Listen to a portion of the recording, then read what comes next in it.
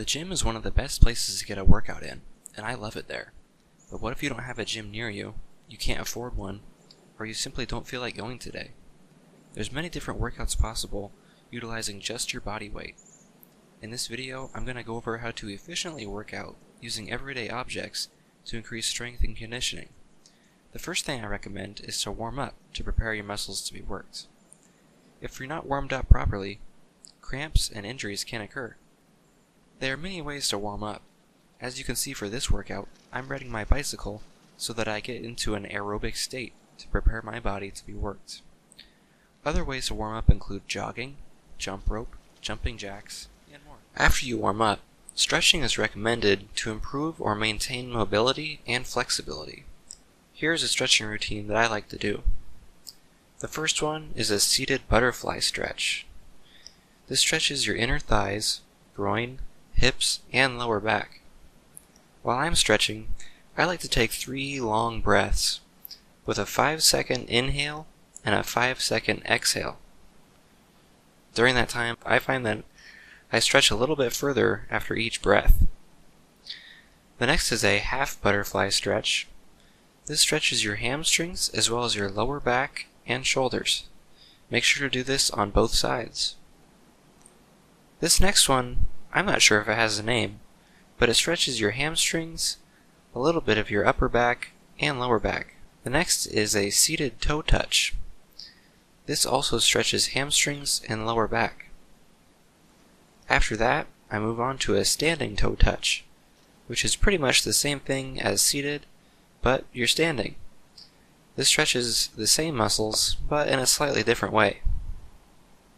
After that, I like to do the straight arm chest stretch. It stretches your pectoral muscles.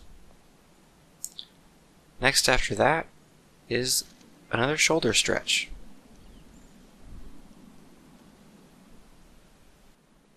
Now, let's get into the workouts.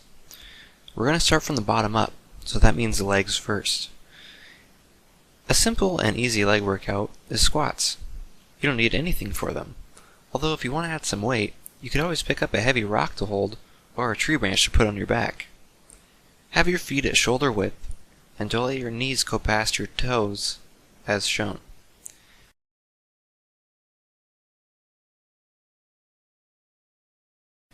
This works your quads, hamstrings, and glutes. The next workout is wall sits, or in this case, pole sits. This also works quads and hamstrings. Putting your weight on your heels while doing this works the hamstrings more than the quads, and having your weight on the balls of your feet seems to work the quads a little bit more. The last leg workout I have for this video is step-ups. This can be done on any bench or knee-level platform. It can be kind of tricky to get the rhythm and making sure you're using both feet. Holding a log or rock can add weight. Again, this works hamstrings, quads, and glutes.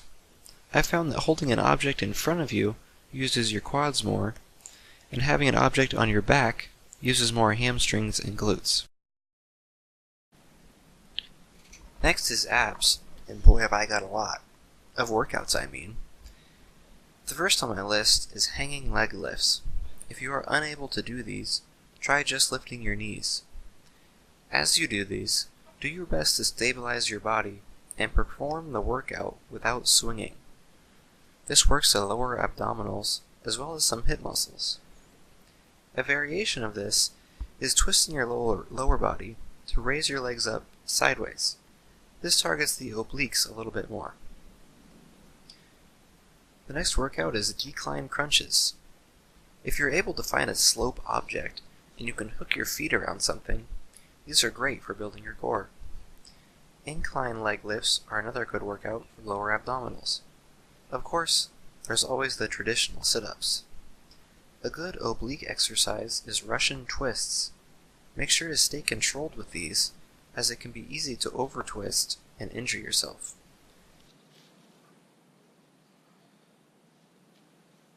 Lastly, we have traditional leg lifts. Notice how when I do my leg lifts, I always keep my heels from touching the ground.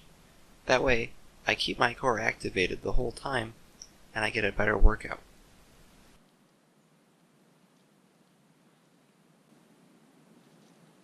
Working our way up the body, back is next.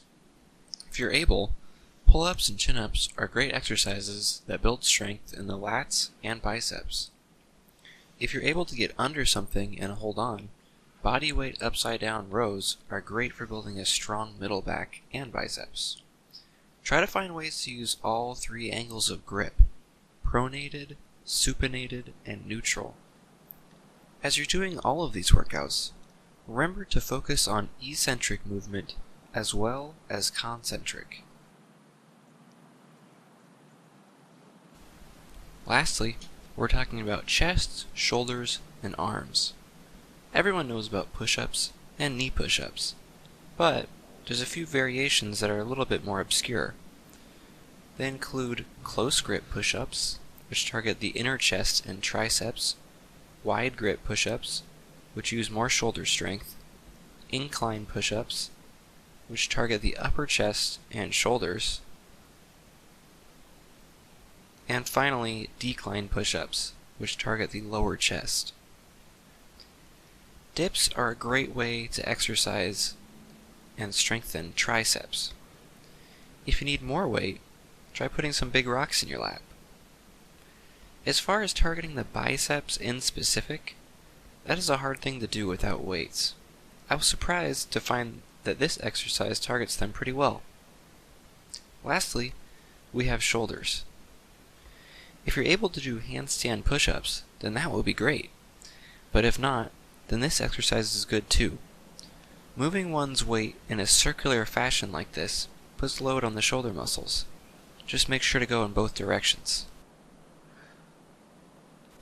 You can experiment with this workout by moving your feet closer or further from the bench. Try to get both your front and middle deltoids working. I used to be discouraged if I was not able to make it into the gym for one reason or another. The truth is that there's always a way to get a good workout in with enough experience, imagination, and understanding of how to target each muscle group.